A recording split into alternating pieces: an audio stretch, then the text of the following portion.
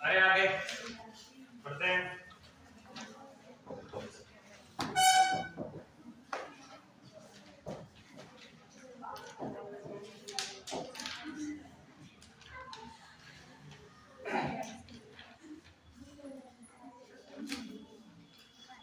अपना टॉपिक चल रहा था, अरे बातें नहीं,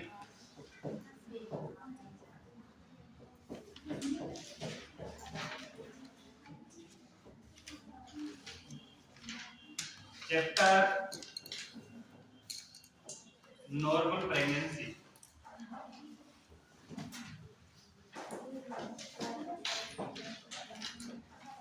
अब नॉर्मल प्रेगनेंसी के अंदर अपन जो पढ़ रहे थे वो क्या पढ़ रहे थे?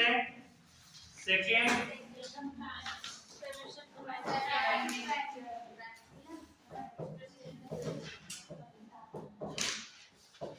ये पढ़ रहे थे।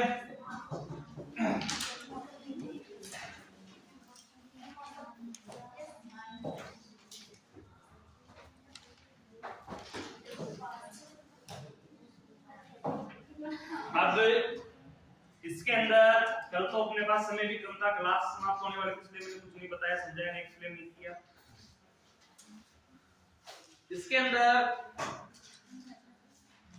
इस प्रकार के चेंजेस होंगे जो अपने को सामने से नजर आने लगते हैं, जिनको अपन क्या कर सकते हैं? असिस्ट कर सकते हैं, उसको समझ सकते हैं, उनको अपन देख भी सकते हैं। इससे चेंजेस देखने को मिलेंगे। सेकंड में फर्स्ट के अंदर वो चेंजेस ज्यादा थे जिनको अपन महसूस ओनली फीमेल ही कर सकती है, साइन के रूप में देख तो सकते हैं लेकिन कम मात्रा में, कम ऑब्जर्व कर सकते हैं। लेकिन इसके अंदर हर चीज उभर के आनी है।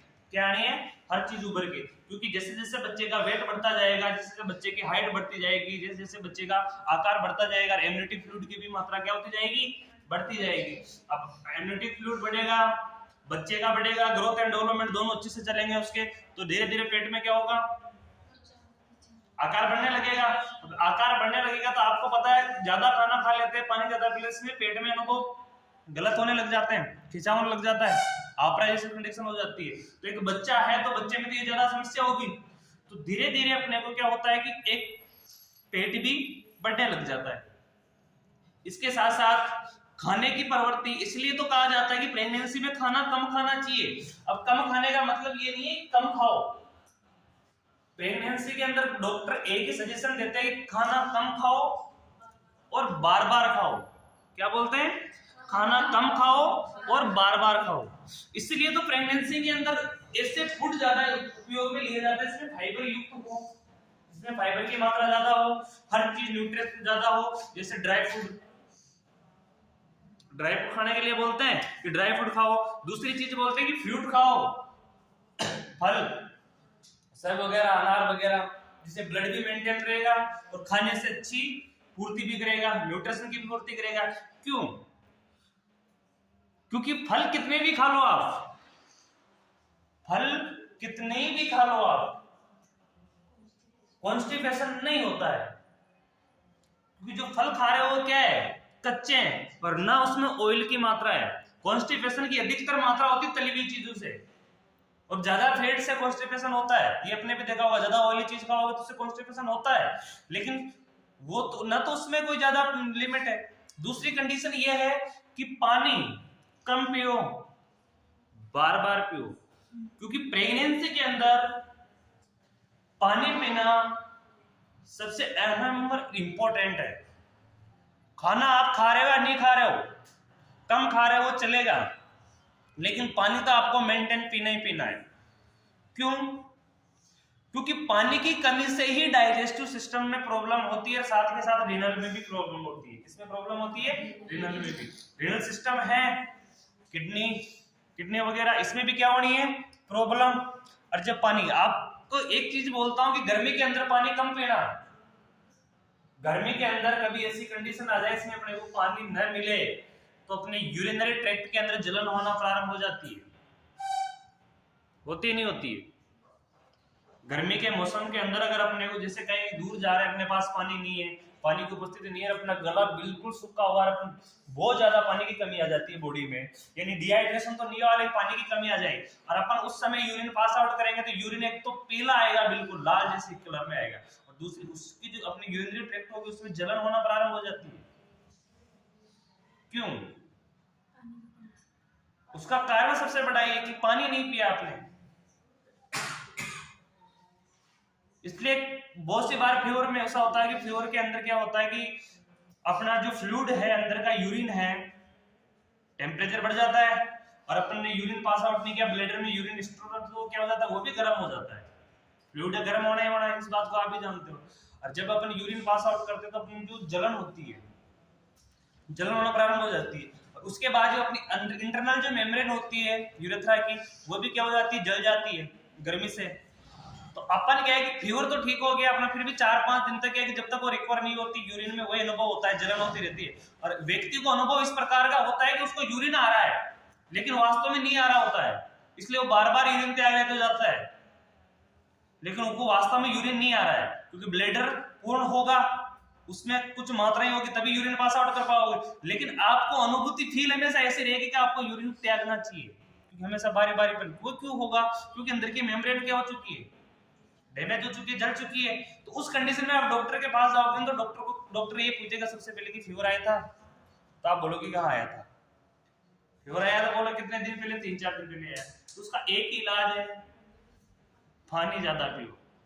टेबलेट तो वो दे देता है रिकवर होने की, लेकिन एंटीबायोटिक वगैरह की संक्रमण नहीं हो, लेकिन सबसे अच्छा इलाज क्या बताएगा वो, कि पानी अधिक पियो। कॉन्स्टिपेशन में भी सबसे अच्छा इलाज क्या बताता है, पानी अधिक पियो। फूड पॉइजनिंग में भी सबसे अच्छा इलाज क्या बताता है, पानी फुल पियो। लेकिन पानी फुल पीने का मतलब ये नहीं है कि एक ही बार में एक पूरा 200-300 ग्राम आधा लीटर का लोटा बुढ़ा लिया आपने, तो वो गलत माना जाता है। आपने ये देखा होगा कि जो वीआईपी लोग होते हैं, वीआईपी का मतलब जो सक्षम भी है, पैसे वाले भी है, जिनका रूटीन टेस्ट होता है, डॉक्टर फ्री उनका रूटीन टेस्ट, यानी हर हफ्ते हर वीक उनका टेस्ट चलता रहता है, और उनको बोलते हैं रूटीन टेस्ट, यदि बीमारी नहीं है फिर भी वो क्या करवाते रहते हैं, टेस्ट करवाते रहते हैं, उसको बोलते हैं रूटीन टेस्ट। और बहुत से ऐसे वीआईपी लोग रूटीन टेस्ट करवाते हैं, जिससे अपने अभिनेता हो गए, बहुत बड़े बिजनेसमैन हो गए, उनको अपनी पर्सनैलिटी का और अपनी बॉडी का इतना ख्याल रखते हैं वो बहुत हद से ज्यादा, तो वो रूटीन टेस्ट होता है उनके, डॉक्टर खुद के डॉक्टर होते हैं फैमिली डॉक्टर के टाइप में, तो उनका काम होता है उनके रूटीन टेस्ट में करना। तो उनको एक ही चीज बोला जाता है कि पानी ज्यादा पियो। क्या बोलते हैं? पानी ज्यादा पियो। लेकिन उनको एक चीज बोलते हैं कि पानी कम पियो, बार बार पियो। इसलिए आपको पता हो वो गिलास से पानी पीते हैं, वो कोई बिजनेसमैन के, आपने मूवी में टेबल देखी हो तो वह गिलास रखा होता है, गिलास के ऊपर कैप लगी होती है, ढक्कन होता है, वो उठाता है, 2 घूंट मारता है, वापस रख देता है, फिर 10-5 मिनट बाद उठाता है, फिर 2 घूंट मारता है, वापस रख देता है। आपने किसी को देखा होगा पूरा गिलास एक ही बार में घटक गया हो, अपन पूरा लोटा घटक जाते हैं, बोतल खाली हो जाती है। तो वही है। और अमेरिका पद्धति में ये बोला गया है कि पानी से भी मोटापा आता है, पढ़ा होगा आपने फर्स्ट ईयर में। अमेरिकन पद्धति में ये बोला गया है कि पानी से भी क्या होता है, मोटापा होता है। वो इसलिए होता है कि लोग खाना भी खा रहे हैं, दबा के खा रहे हैं। अपने यहाँ पे क्या है कि शाम सुबह खाना खाया जाता है, शाम सुबह खाना खाया जाता है, लेकिन आप ये चीज देखना कि जो मार्केट वेयर में जो इसके सक्सेस लोग हैं वो दिन में 4 टाइम खाना खाते हैं। 4 पहर मानते हो? क्या मानते हैं? 4 पहर। दिन रात कितने पहर की होती है? दिन और रात 8 पहर के होते हैं। दिन रात में कितने पहर होते हैं? 8 पहर होते हैं। लेकिन वो दिन का खाना 4 पहर में खाते हैं। 4 पहर में कैसे खाते हैं? अब 12 घंटे के 4 टुकड़े कर लो आप, तो कितने कितने घंटे के हो गए? 3-3 घंटे के हो गए ना, 3 चौक 12 हो गए। तो 3 दिन सुबह उठेंगे, बिस्किट चाय नाश्ते में वो कुछ भी ले सकते हैं, पोहे ले सकते हैं, यानी कुछ भी ले सकते हैं, चने ले सकते हैं, बिस्किट ही ले सकते हैं, ब्रेड ले सकते हैं, कुछ भी ले सकते हैं। तो उनका पहला नाश्ता तो कब हो गया? उठते हो गया। 12 बजे। उसके बाद उनका लंच होगा, ब्रेकफास्ट लंच होगा, तो वो कितने बजे होगा? वो जैसे 10 बजे के बाद, सुबह उठने के 10 बजे के बाद करेंगे, 10 बजे के बाद करेंगे। फिर वो 3 बजे के आसपास फिर चाय नाश्ता लेंगे, लेते हैं, ये नियम है उनका। ये हॉस्टलों में भी ऐसा ही नियम होता है, हॉस्टलों में देखा होगा ये, वो 3 बजे का 3-4 बजे के आसपास फिर क्या लेंगे, चाय नाश्ता, उसमें ब्रेड ले सकते हैं, मूंगफली ले सकते हैं, कुछ फ्रूट ले सकते हैं। आपको बताओ बहुत से वीआईपी लोग सेव काट के लेते हैं, सेव हो गया, कुछ फ्रूट हो गया, बनाना हो गया, वो चीज लेते हैं। तो उनका 3 टाइम का हो गया, और शाम का खाना खाएंगे और रात के 8 बजे 9 बजे के आसपास, यानी लेट तक। उसके बाद सो जाते हैं और सुबह उठने के बाद वही। तो उनका क्या है कि पेट मेंटेन रहता है। जो आप अपन अभिनेताओं की बात करें तो उनके 6 पैक होते हैं, अपन उसको मेंटेन नहीं कर सकते। 6 पैक उन्हीं के रह सकते हैं जो खाना कम खाता है, बार बार खाता है। अपन ने एक ही बार दबा के खाना खा के पानी पी लिया तो पेट में इतना फुला हो जाएगा, 6 पैक गायब एक ही बार में हो जाने हैं। वो स्लॉट सारे सीधे हो जाने हैं, तो वो मेंटेन अपने से नहीं हो पाता है। तो इसीलिए पानी अगर ज्यादा पीते हो तो उससे क्या होता है कि पानी पेट में खिंचाव अनुभव होगा, और खिंचाव अनुभव होगा तो ऑटोमेटिक पूरे बॉडी का प्रेशर कहाँ पड़ेगा, पेट में। धीरे धीरे पेट क्या होने लग जाएगा, स्टोर होने लग जाएगा, वहां मसल्स स्टोर होने लग जाएंगे, और जिससे क्या होने लग जाएगा, पेट में फैट जमने लग जाएगी। इसलिए पानी ज्यादा पानी पीने से भी फैट बनती है, ओबेसिटी होती है। इसलिए पानी कैसा पीना चाहिए, बार बार पियो, कम पियो, खाना भी बार बार खाओ, कम खाओ, ठीक है।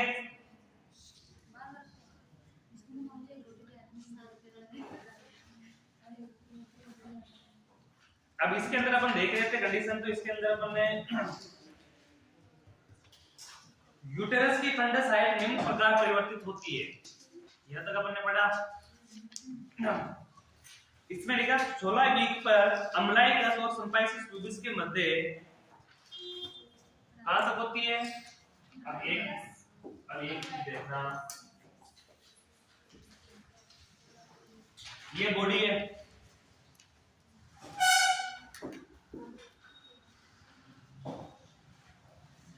यहां तक का हिस्सा है, ये चेस्ट वाला हिस्सा है। कौन सा वाला हिस्सा है, चेस्ट वाला। पेट की स्ट्रक्चर अंडाकार होती है उस समय में, नाभि यहां प्रेजेंट है। अब इसमें सिम्पाइसिस प्यूबिस अपने देखा कि पेल्विस बोन का सबसे नीचे वाला हिस्सा होता है। सिम्पाइसिस प्यूबिस अपन ने पढ़ा कि पेल्विस बोन का सबसे नीचे वाला हिस्सा होता है, वहां से लेकर और यहां तक, इसके नीचे वाली यहां से लेकर इस कैविटी को क्या बोलते हैं, पेल्विस कैविटी। नीचे वाली कैविटी कौन सी बोलेंगे, पेल्विस कैविटी। यानी कि अपन जहां से बेल्ट बनता है उसके नीचे वाली कैविटी, ये अपनी हड्डियां हैं, सभी की होती है, मेल फीमेल सभी की होती है, हड्डियां हैं आप सबके। इन हड्डियों वाला एरिया, इससे नीचे वाला एरिया, ये कौन सी कैविटी में आता है, पेल्विस कैविटी में, क्योंकि ये बोन कौन सी है, पेल्विक बोन ही है। इसके अंदर वाली कैविटी कौन सी कैविटी है, तो इससे यहां से लेकर थोरेसिक कैविटी के नीचे वाले जो ये थोरेसिक कैविटी कहां तक है, अपनी ये पसलियां थोरेसिक कैविटी में आती है, चेस्ट आता है, इसके नीचे वाला हिस्सा, इसके बीच वाला हिस्सा है, ये कौन सा है, एब्डोमिनल कैविटी। तो अपनी जो धड़ बनी हुई है कितनी कैविटी से मिलकर बनी हुई है, 3 कैविटी से, थोरेसिक कैविटी, एब्डोमिनल कैविटी और पेल्विस कैविटी। यहां तक क्लियर है। अब आपने ये देखा होगा कि एब्डोमिनल कैविटी के अंदर ओनली डाइजेस्टिव सिस्टम होता है और रीनल सिस्टम होता है। कौन कौन सिस्टम होते हैं, डाइजेस्टिव सिस्टम और रीनल सिस्टम। ये कौन सी कैविटी में, अपने एब्डोमिनल कैविटी में। और अगर पेल्विस कैविटी की बात करें तो जेनाइटल ऑर्गन कौन सी कैविटी में, पेल्विस कैविटी में। तो यूटेरस, पेल्विस कैविटी का जो ऊपर वाला अपना ये वाला हिस्सा है, यानी जस्ट दोनों हड्डियों के बीच वाला हिस्सा, यहाँ पे क्या होता है, ब्लैडर। क्या होता है, ब्लैडर। और ब्लैडर के जस्ट पीछे की साइड में क्या होती है, किडनियां तो ऊपर होती है, जस्ट पीछे की साइड में क्या होती है, जिसका झुकाव ब्लैडर के ऊपर होता है, यूटेरस कैविटी। यूटेराइन कैविटी होती है ना, ब्लैडर के पीछे की साइड ही होती है, और ब्लैडर सामने की साइड है। और ब्लैडर को और यूटेराइन कैविटी को जो प्रोटेक्ट करने के लिए जो बोन है उसको किस नाम से जानते हैं,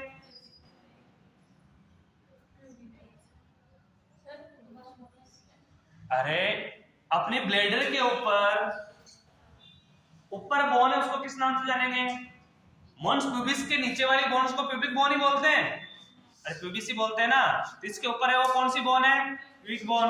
और एक मान के चलो कि इस जगह पर जो चोट लगती है सामान्य अवस्था में, वो अपने को सामान्य से अधिक अनुभव होती है। अगर कोई यहाँ पे पेट में चोट मारता है तो इतनी नहीं लगेगी, लेकिन इस जगह पे चोट मारता है नीचे वाले हिस्से पे, तो ये चोट अपने को ज्यादा अनुभव होती है और गहरी चोट भी लगती है। क्यों? क्योंकि इसके नीचे तुरंत बाद ब्लेडर है। ब्लेडर क्या है? मस्कुलर है। दूसरी कंडीशन ये कि ब्लेडर के अंदर यूरिन भरा रहता है, इसकी वजह से क्या है कि उसमें प्रेशर ज्यादा अनुभव होता है, इसलिए चोट का भी अनुभव ज्यादा होता है। इस वाले हिस्से में चोट का अनुभव ज्यादा होता है। और ब्लेडर भरा हो, यूरिन ज्यादा भरा हो ब्लेडर के अंदर, तो बहुत ज्यादा होता है, सही नहीं कर सकते आप इतनी चोट को। तो ये प्रोटेक्ट करता है। अब यूट्राइन कैविटी किसमें है? नीचे वाली कैविटी में। अब कैविटी के अंदर प्यूबिक बोन के बीच में, इसके बोन की जो आकार बनता है फर्स्ट घेरा, तो ये बनता है, ये कितने वीक में बनता है? 16 वीक पर। ये यानी कि बच्चे की उपस्थिति यहां तक की रहती है, ये कितने वीक तक होती है? 16 वीक तक। कितने वीक तक? 16 वीक तक। अब 16 वीक हो गया। अब 16 वीक के बाद, 16 सप्ताह के बाद करेंगे 24 वीक पर। अब 24 वीक पर लिखा हुआ है कि ये किस स्तर पर होती है? अम्बलाइकस के स्तर पर। ये घेरा यानी बच्चे की उपस्थिति, यानी यूट्राइन कैविटी की उपस्थिति कहां तक होती है? अम्बलाइकस तक। कहां तक होती है? अम्बलाइकस। तो सेकंड घेरा कहां पे बनेगा? अम्बलाइकस पर। पहले किस पे थे? प्यूबिक के अम्बलाइकस के बीच में। ये कितने वीक पर था? 16 वीक पर। इसके बाद भी पेट बढ़ता हुआ आ रहा है नीचे से, तो यूट्राइन कैविटी बढ़ेगी तो पेट बढ़ेगा। तो यूट्राइन कैविटी का आकार कहां तक पहुंचा? अम्बलाइकस तक। तो ये कितने वीक पर पहुंचा? 24 वीक पर। कितने वीक पर पहुंचा? 24 वीक पर। फिर बात करते हैं 28 वीक। किसकी बात करेंगे? 28 वीक। तो 28 वीक में सीधा सीधा लिखा हुआ है कि कौन सी बोन तक पहुंच जाता है? किस बोन तक पहुंच जाता है? जीपीस्ट्रम तक। कहां तक पहुंच जाता है? जीपीस्ट्रम तक। उसमें IX लिखा हुआ है, इसका मतलब वो नहीं है। X का कई मतलब हो सकते हैं, कई सब साइलेंट होते हैं, इसको क्या बोलेंगे अपन? जीपीस्ट्रम। जीपीस्ट्रम बोन कौन सी होती है? स्टर्नम बोन के सबसे नीचे वाला हिस्सा। स्टर्नम बोन का, स्टर्नम बोन कौन सी है? बीच वाली बोन, जिससे क्या जुड़ी हुई अपनी? रिब्स। क्या जुड़ी हुई है? रिब्स। रिब्स कहां से कहां तक जुड़ती है? पीछे तो किससे जुड़ी रहती है? स्पाइनल कॉर्ड से। आगे किससे आगे जुड़ती है? स्टर्नम बोन से। इसके नीचे वाला एक भाग होता है नुकीला भाग, यह कभी महसूस करना, इस जगह ये हिस्सा है, इसमें महसूस करना, हल्का लचीला भाग नजर आएगा आपको, आप खुद के कर सकते हो। जस्ट ये कैविटी यहां तक है, ये पसलियों को, ये पसलियां यहां तक ये पसलियां नजर आ रही हो, जैसे दिख रही हो, हाथ महसूस करना। इसके बीच में बिल्कुल इस वाले में, ये दोनों पसलियां हैं, इसके बीच वाले हिस्से में आंगुली से महसूस करना। ये इतना सा नुकीला भाग होता है और ये लचीला होता है।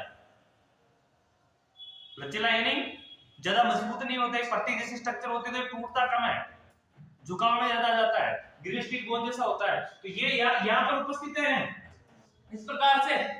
तो 28 वीक में ये पेट की आकार कहां तक पहुंच जाएगा? जीपीस्ट्रम तक पहुंच जाता है, पहुंच जाएगा। तो ये पूर्ण जो शेप होती है ये किस प्रकार हो जाती है? अंडाकार। कैसी हो जाती है? अंडाकार। तो घेरा कहां तक पहुंच गया कितने वीक में? 28 वीक से। अब एक मान के चलना कि 28 वीक तक बच्चे की लंबाई कंप्लीट हो चुकी है। क्या हो चुकी है? यानी बच्चे का जो पेट का शेप है माता का, वो कंप्लीट हो चुका। उसके बाद पेट के शेप में कोई चेंजेस नहीं होगा। हाइट पे किस पे चेंजेस होगा? पेट बाहर निकलना ज्यादा प्रारंभ होगा। उससे पहले तो क्या है, वो बढ़ ही रहा था, अब क्या बढ़ेगा? अब धीरे धीरे, अब 28 वीक यानी महीने कितने हो गए? कितने महीने हो गए? 7 महीने कंप्लीट हो गए। अब 7 महीने कंडीशन में बच्चा पूर्ण रूप से बढ़ चुका है, लेकिन बच्चे का वेट कितना है इस समय? लगभग 1.5 kg। कितना है? 1.5 kg, यानी 1.5 किलो के आसपास बच्चा है। अब बच्चा क्या करेगा? बढ़ेगा। बच्चा बढ़ेगा ना, वेट बढ़ेगा, तो धीरे धीरे पेट क्या होने लग जाता है?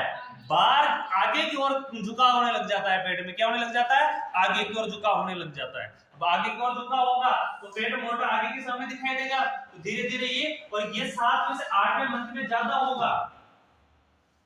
7वें 8वें मंथ में क्या होगा, ये ज्यादा नजर आने लगेगा और धीरे धीरे ये बहुत ही ज्यादा नजर आने लग जाएगा।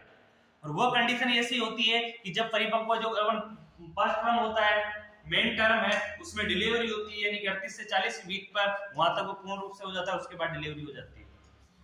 ठीक है, तो आपकी किताब में भी ये दिया हुआ है, चित्र दिया हुआ है, चित्र किस प्रकार से बता रखा है, घेरे बता रखे हैं। इसके अंदर 16 वीक, 24 वीक, 32 वीक, 40 वीक और 36 वीक, यानी हर प्रकार के वीक में बता रखा है। लेकिन अपन ने इसको कितने टुकड़ों में पढ़ा है, 3 ही टुकड़ों में पढ़ा है कि 3 टुकड़ों में अगर 28 पे पहुंच गया तो अम्लाइकस के ऊपर की तरफ, और इसके बाद फिर धीरे धीरे वीक बढ़ेगा तो घेरा बढ़ता जाएगा पेट का, तो वो चीजें बढ़ती जाती है, वीक के हिसाब से घेरा बढ़ता जाएगा। तो टाइम दिया हुआ उसमें, और कोई समझने की चीज नहीं है। उसी प्रकार अपने को पेट की साइज ही चेक करनी है, तो वीक के हिसाब से घेरा चेक कर लेना। चित्र आपके बने हुए हैं, ठीक है, तो चित्र बनाने की कोई जरूरत नहीं है।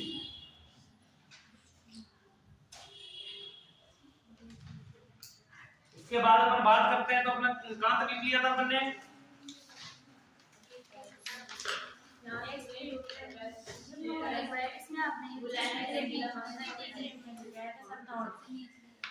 इसके बारे में बताया था, यूटेरस मुलायम लचीला महसूस होता है, यहां तक लिख लिया था क्या, लिखना है, आप इसमें लिखो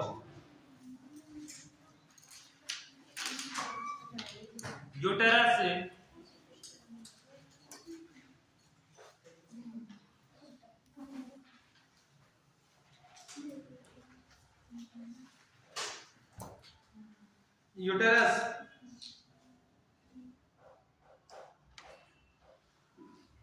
मुलायम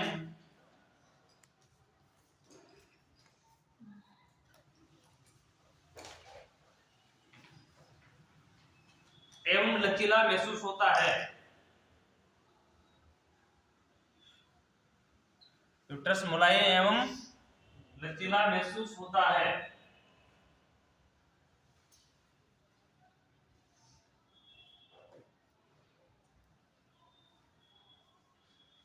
और आकार में अंडाकार हो जाता है। कैसा हो जाता है, अंडाकार।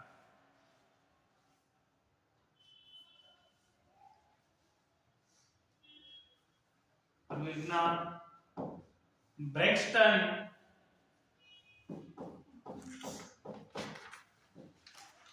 और इंग्लिश भी लिख सकते हो इसकी,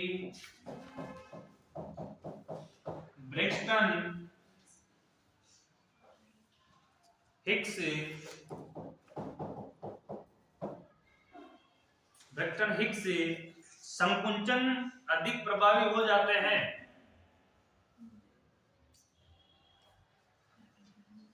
ब्रैक्सटन हिक्स संकुंचन अधिक प्रभावी हो जाते हैं।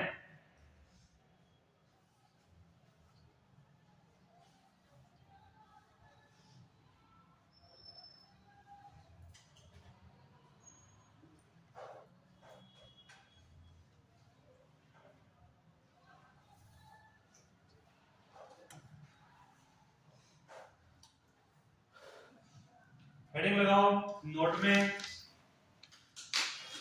ब्रैक्सटन हिक्स जानते हैं उसको, नहीं जानते। ये एक उस प्रकार की अनुभवी है, सुनना, ये उस प्रकार की कंडीशन है कि जब लेबर होता है, क्या होता है, लेबर, तो लेबर से पहले क्या होता है, कॉन्ट्रैक्शन और रिट्रैक्शन। क्या होता है, कॉन्ट्रैक्शन और रिट्रैक्शन, और उसमें कॉन्ट्रैक्शन रिट्रैक्शन ज्यादा मात्रा में होता है। क्या होता है, ज्यादा मात्रा में होता है। ये नॉर्मल प्रेगनेंसी के अंदर हल्की हल्की मात्रा में पेट में होने वाला प्रसव पीड़ा है। कैसे रिट्रैक्शन है, दर्द रही थी ये, लेकिन अनुभव कैसे करवाती है फीमेल को, जैसे कुछ अलग प्रकार की अनुभूति हो रही हो, वो संकुचन है, यानी अनियमित होने वाले संकुचन जो कम मात्रा में होते हैं और हल्के होते हैं, और ये प्रेगनेंसी के समय पे हो रहे हैं। ये वो कॉन्ट्रैक्शन, वो प्रसव पीड़ा नहीं है कि प्रसव के समय हो रही है। इसके अंदर लिखना ब्रैक्सटन हिक्स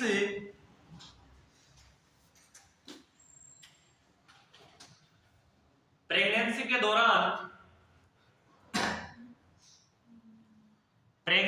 दौरान होने वाले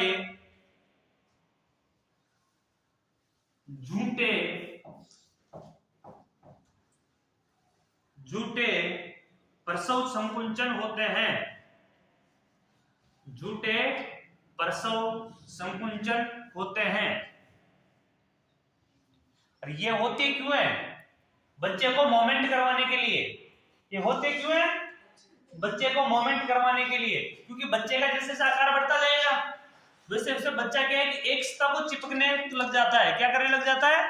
सतह को चिपकने लग जाता है, यानी उसकी पीठ जहां है अगर वहीं चिपकी रहेगी तो वो धीरे धीरे क्या हो जाएगी, उस अंग से चिपक जाएगी। तो उसको मोमेंट में रखना है, मोमेंट में रखना है। तो मोमेंट में रखने के लिए ये कॉन्ट्रैक्शन होते रहते हैं, संकुंचन, हल्के संकुंचन होते रहते हैं, और जिनको किस नाम से जानते हैं अपन? ब्रेक्सटन हिक्स के नाम से। इसी में लिखना आगे, वास्तविक प्रसव संकुचनों के विपरीत वास्तविक प्रसव संकुंचनों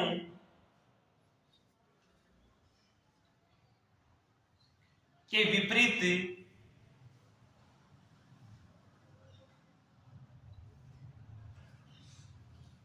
एवं ब्रेक्सटन हिक्स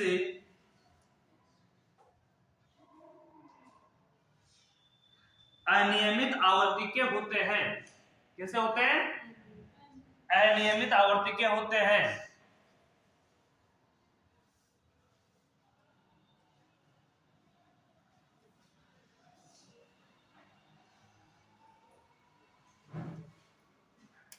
यह कम तीव्र होते हैं, ये कम तीव्र होते हैं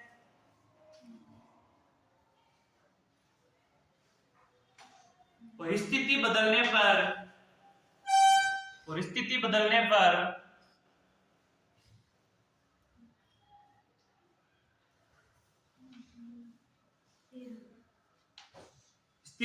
पर ये समाप्त हो जाते हैं। अब स्थिति बदलने पर समाप्त कैसे?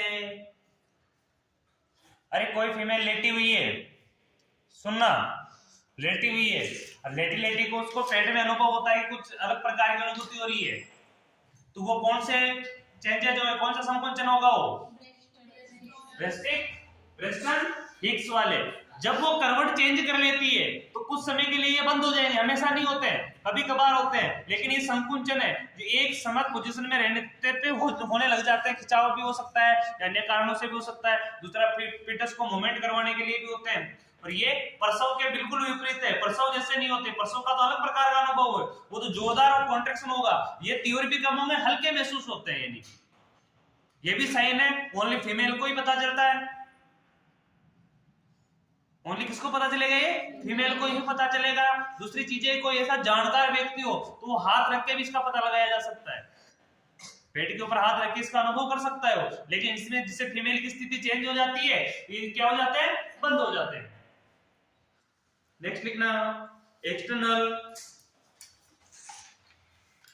बेल्टमेंट, इसी के अंदर है। नेक्स्ट एरो लिखना, एक्सटर्नल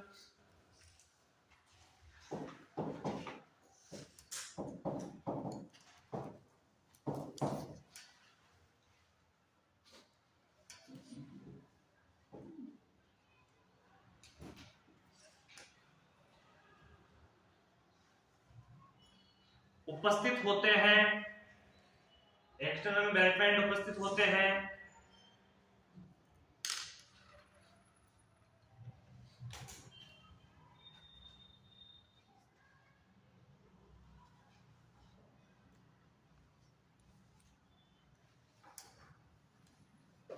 जब एब्डोमिन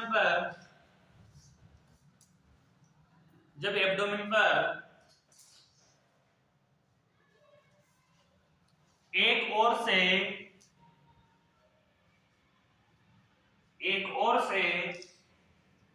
दाब लगाया जाता है, एक ओर से दाब लगाया जाता है, तब फीटस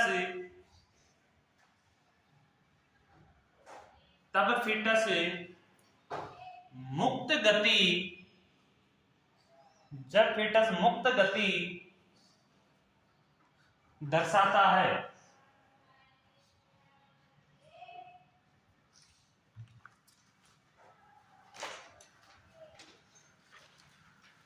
और उदर के दाब की, पेट के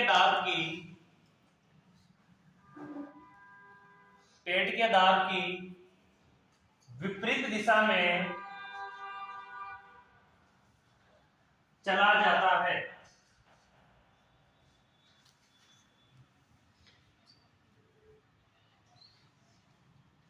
और दाब हटाने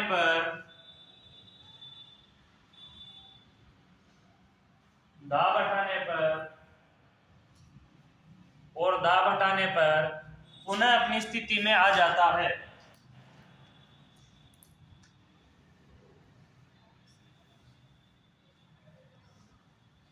इस कंडीशन को क्या बोलेंगे? एक्सटर्नल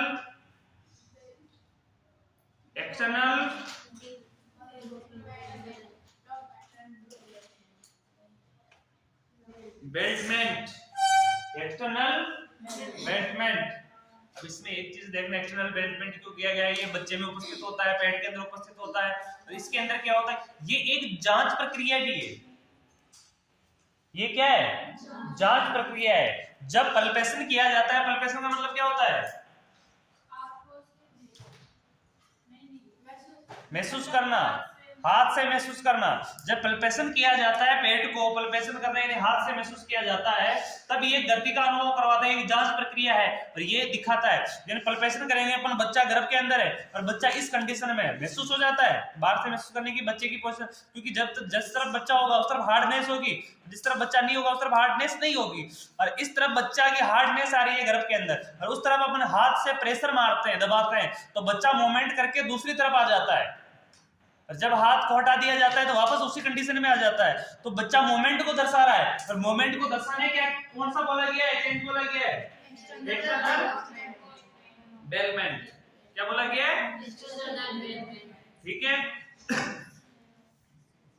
सेकंड लिखना एस्कुलेशन।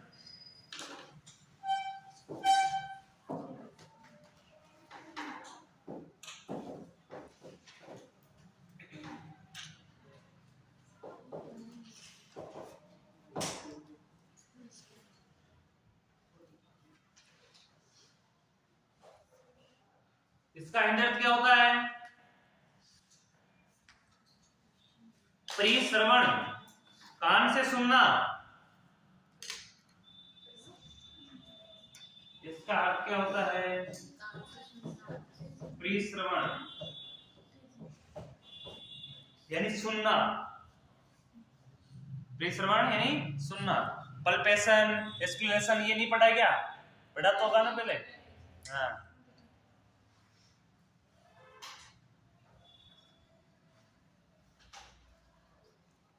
पल्पेशन हो गया, एस्कुलेशन हो गया, इंस्पेक्शन हो गया, ये चीजें तो पढ़ी तो होगी, नॉलेज होगी इसके बारे में। नहीं होगी तो बता देंगे।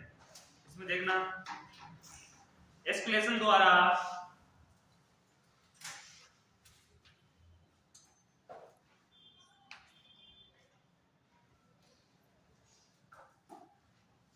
भ्रूण की हृदय की धड़कन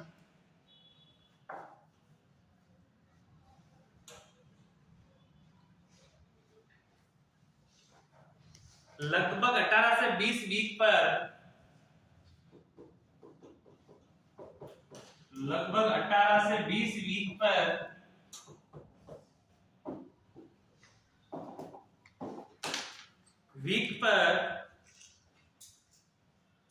सुनी जा सकती है।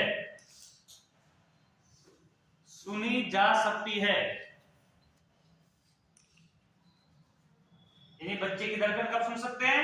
18 से 20 वीक तक। किस विधि से सुन सकते हैं? परिश्रवण विधि से। किस विधि से सुन सकते हैं? परिश्रवण विधि से। परिश्रवण का जो इक्विपमेंट होता है वो कौन सा होता है? नॉर्मल बात करते हैं तो फिटोस्कोप, फिटस के लिए, और नॉर्मल अपनी बात करें तो स्टेथोस्कोप। फिटस की सुनने के लिए कौन सा स्कोप होगा? फिटोस्कोप। और अपन नॉर्मल बात करें तो कौन सा होगा? डॉक्टर वाला ईयरफोन, जानते हो ना, जिसको क्या बोलते हैं? स्टेथोस्कोप।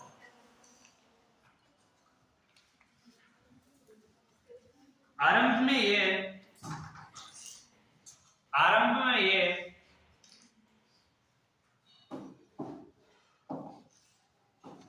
140 से 160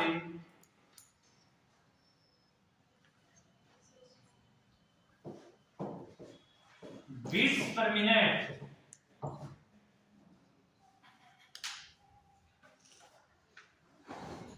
होती है। जब सुनना प्रारंभ किया जब कितनी होती है ये 8 बीट,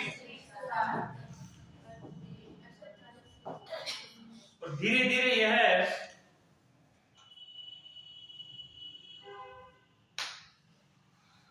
धीरे यह लगभग 120 से 140 बीट पर मिनट हो जाती है।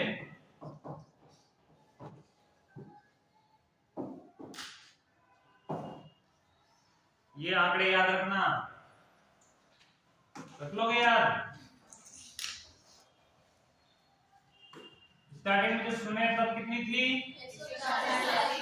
धीरे धीरे कितनी हो जाती है, ये जन्म के समय भी लगभग यही रहती है, 100 से 120 के आसपास ही रहती है। ठीक है, क्योंकि जैसे जैसे बच्चा बड़ा होता जाएगा कम होता जाएगा, और जिस जैसे बच्चा फिर बड़ा होता जाएगा जन्म होने के बाद भी, तो धीरे धीरे हार्ट की बीट क्या होती जाएगी, कम होती जाएगी, धीरे धीरे कम होता जाएगा, धीरे धीरे रेस्पिरेशन भी क्या होता जाएगा, कम होता जाएगा। और जिसे कम होते होते जैसा आपने नॉर्मल होता है उस प्रकार वो मेंटेन हो जाता है। तो मेंटेन कितनी है, 72 बीट पर मिनट। 72 बीट पर मिनट लेटे हुए व्यक्ति की होती है। किसकी होती है, लेटे यानी रिलैक्स, ये तो बैठे हुए व्यक्ति की या लेटे हुए रिलैक्स में होती है। और अगर व्यक्ति ज्यादा ही आराम में लेटा हुआ है तो कम भी हो जाती है, 60 के आसपास हो जाती है। यानी नींद की कंडीशन में ये कितनी हो जाती है, रिलैक्स सीधी पोजीशन में लेटा हुआ है तो उस कंडीशन में कितनी हो जाती है। नॉर्मल अपन किसी जगह पे खड़े हैं और या लेट या बैठे हुए हैं उस समय अपनी लगभग 72 के आसपास होती है। अपन चल रहे हैं या कुछ भी हो रहा कर रहे हैं तो 72 प्लस होती है, 72 प्लस होती है। अब 72 प्लस हो गई, जैसे अपन दौड़ रहे हैं तो दौड़ते समय लगभग 100 के आसपास हो जाती है, 100 प्लस भी हो जाती है कई बार दौड़ रहे हैं उस समय, क्योंकि बहुत ज्यादा तीव्रता से हाथ धड़कने लग जाता है। सीढ़ियां चढ़ के आ रहे हैं तो सीढ़ी के चढ़ के आ रहे हैं तो लगभग उस समय अपनी 80 से 90 के बीच में होती है। और उस समय अपना रेस्पिरेशन भी है दर की वो भी हल्की सी बढ़ जाती है।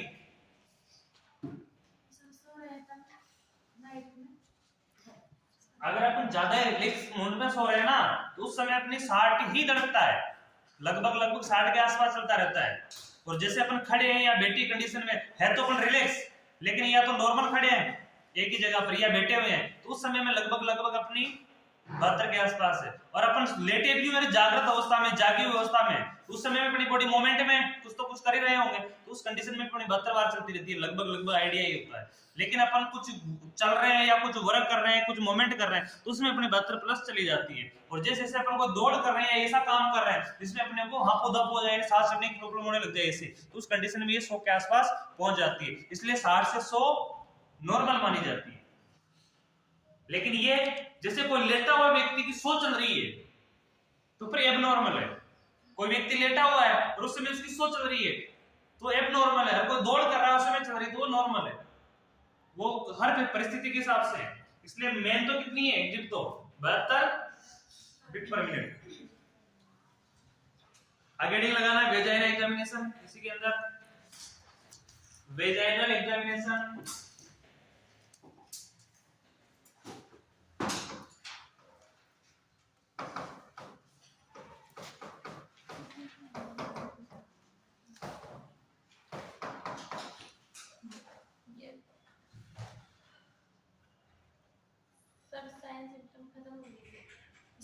वेजाइनल का चल रहा है ना?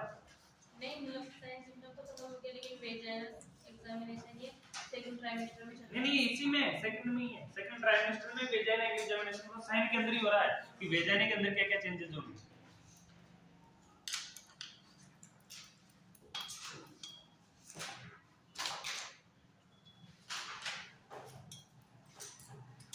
जैसे अपने ब्रेस्ट चेंज पढ़ा साइन के अंदर, एब्डोमेन पढ़ा, एब्डोमेन के अंदर अपने पूरा पढ़ लिया। अब इसी प्रकार वेजाइना आया है थर्ड वाला पार्ट।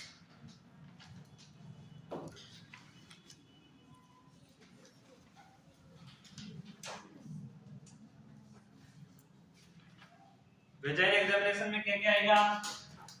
सबसे पहले देखना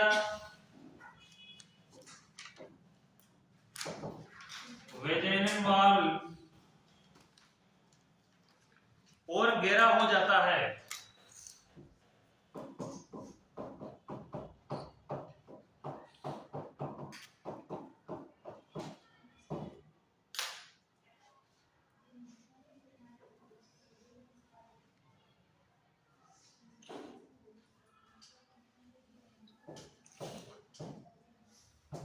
वुल्वा का रंग भी कैसा होने लग जाता है?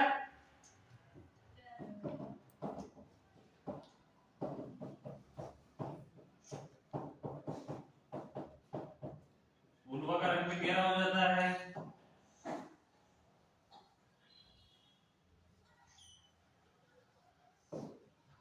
सर्विक्स सॉफ्ट होता है।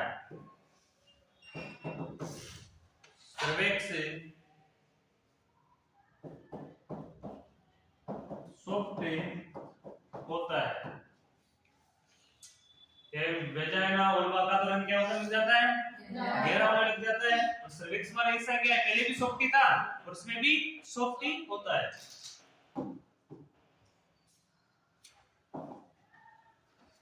अब सर्विक्स सॉफ्ट क्यों होता है, इसका कभी आइडिया लगा सकते हो आप?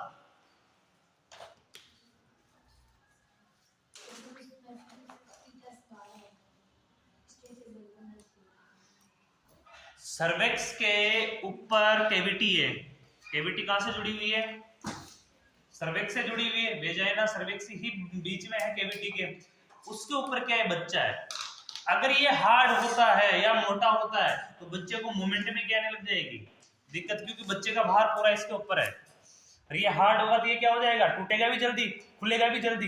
इसलिए ये सॉफ्ट होता है, रबर जैसा होता है। तो जैसा बच्चा मूवमेंट करेगा वैसे ये शेप में आ जाता है। अब वहां कोई हार्ड चीज हो जाएगी या मसल्स मोटे हो जाएंगे तो बच्चा मूवमेंट करेगा तो प्रेशर से ये खुल जाएगा और खुलने की वजह से क्या हो जाएगा? फ्लूइड बाहर आ जाएगा या बच्चा समय से पहले बाहर आ जाएगा। इसलिए ये ज्यादा सॉफ्ट होता है।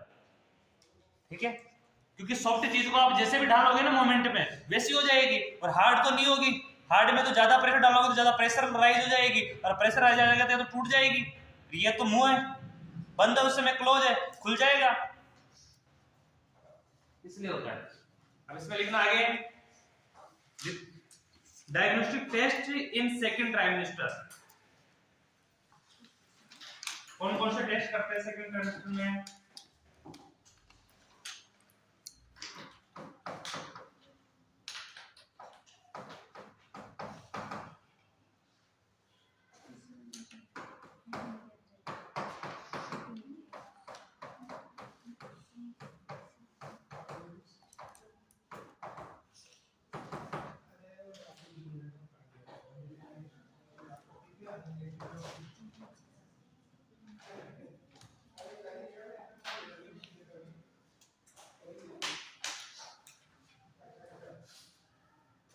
कौन कौन सी जांचें होगी? तो जांच में लिखना सबसे पहला एक्सरा। अगर डॉक्टरों को लगता है तो एक्सरा करवा सकते हैं, नहीं तो एक्सरा नहीं करवाते हैं। अगर डॉक्टरों को कुछ एब्नॉर्मलिटी लगती है ना सिम्टम के आधार पे या साइन के आधार पे तो एक्सरा करवाया जाता है, नहीं तो नहीं करवाते हैं। नॉर्मली करवाते हैं क्या? नहीं करवाते हैं। अल्ट्रासोनोग्राफी तो नॉर्मली होती है, लेकिन अगर डॉक्टर को कुछ एब्नॉर्मलिटी का अनुभव होता है उस समय एक्सरे भी करवाया जाता है। इस एक्सरे के साथ साथ होती है अल्ट्रासोनोग्राफी।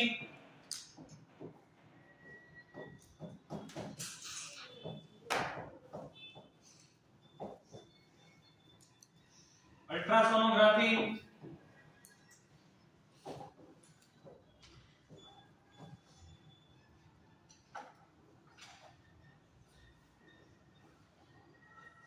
उसके बाद एमनियोसेंटोसिस भी एब्नॉर्मल हो तभी करवाई जाती है, और कार्डियोसेंटोसिस भी जब एब्नॉर्मलिटी हो तभी करवाई जाती है। एमनियोसेंटोसिस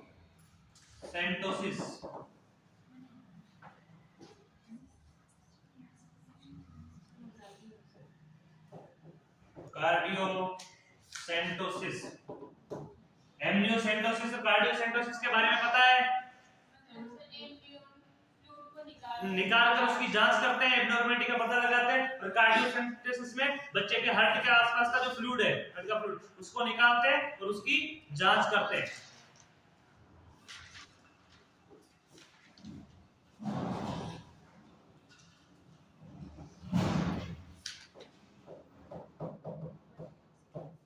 बायोप्सी की जाती है। बायोप्सी जानते हो?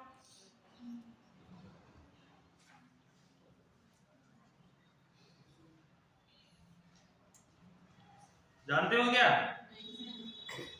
इस पे नाम लिखो, फिर नोट लिखवा देंगे। इंस्पेक्शन है,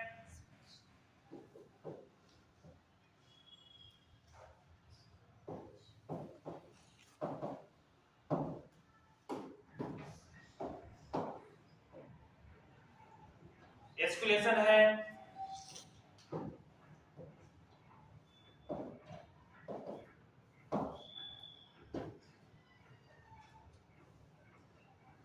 पल्पेशन है,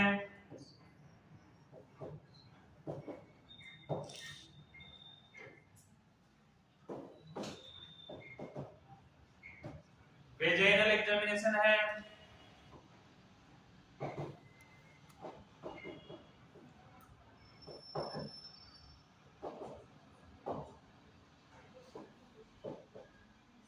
एटीसी।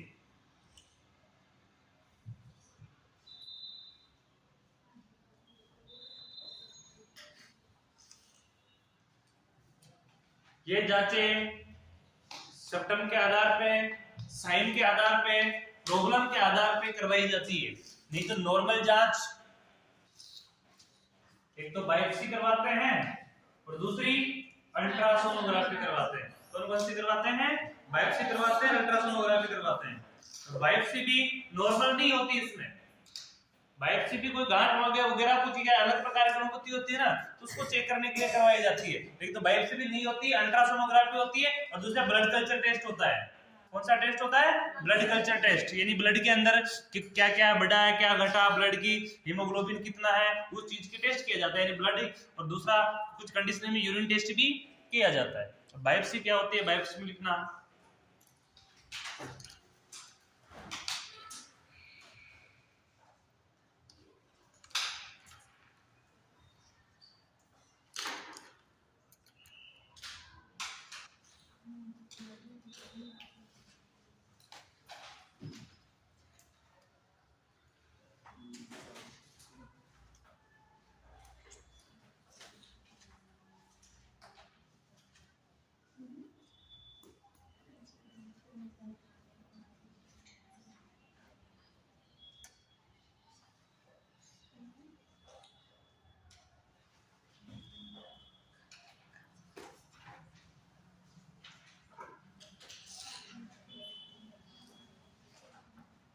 बायोप्सी के अंदर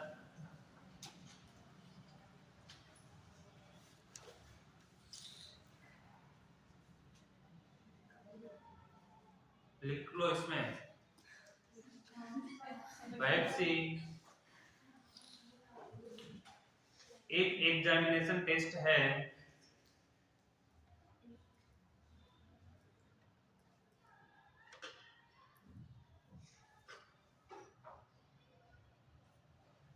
जिसमें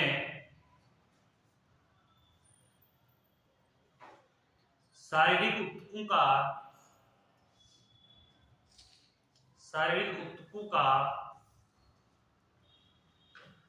नमूना लेकर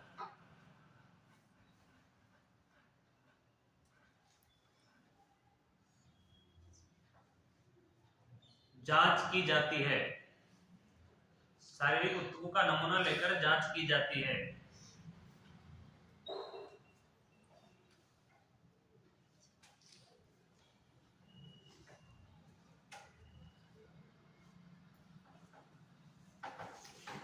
प्रेगनेंसी में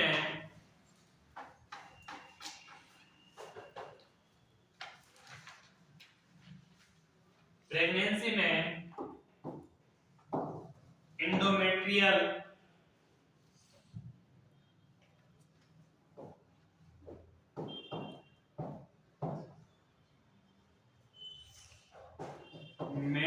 बायोप्सी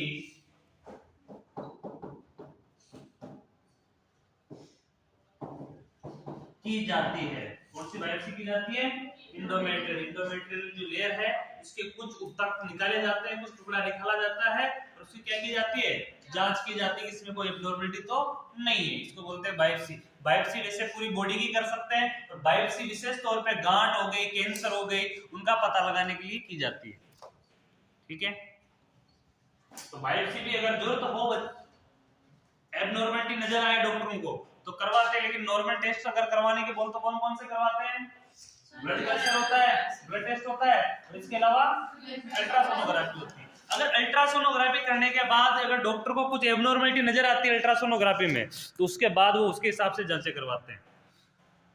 अब इसके अलावा जो फर्स्ट ट्राइमेस्टर की जो जांचें थी,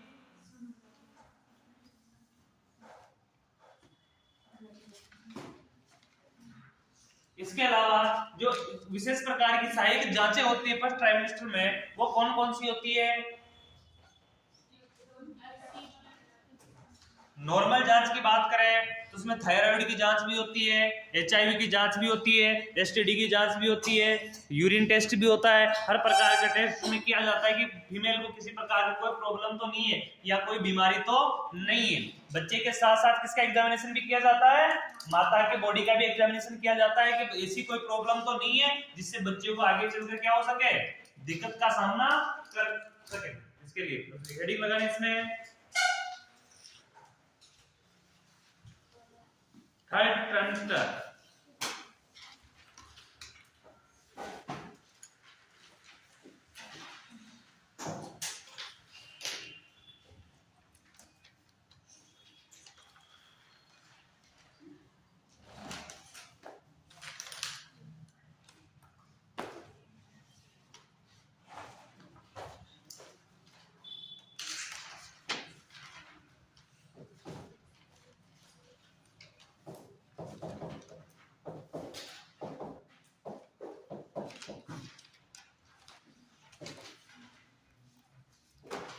ये कहां से कहां तक होता है? 40 20।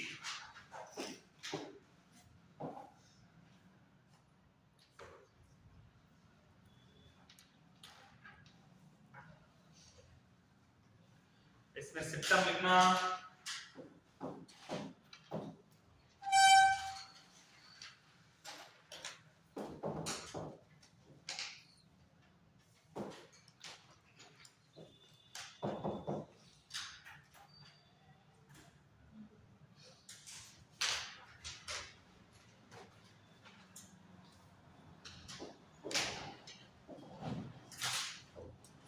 सिस्टम में देखना एमनोरिया रहेगा,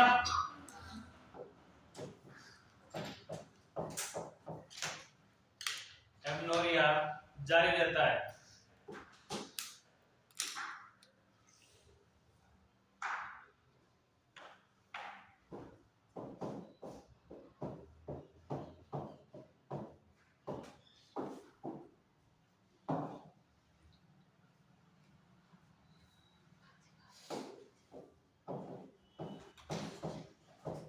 एब्डोमेन के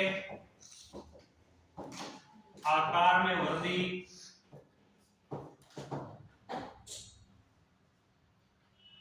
होती है। जैसे जैसे बच्चा बड़ा होता जाएगा आकार में क्या रहेगी? वृद्धि होती रहेगी।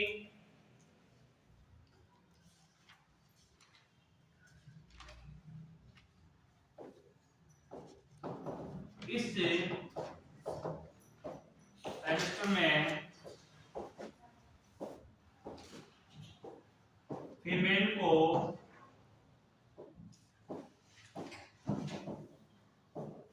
रेस्पिरेटरी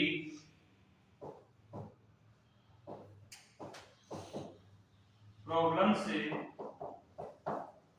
होने लगती है। किससे संबंधित होने लगती है? रेस्पिरेटरी।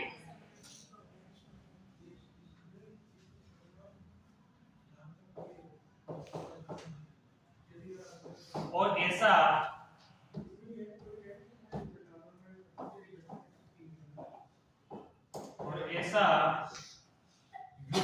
साइज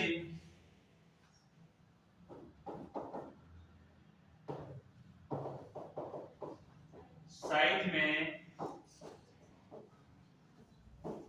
वृद्धि के कारण होता है।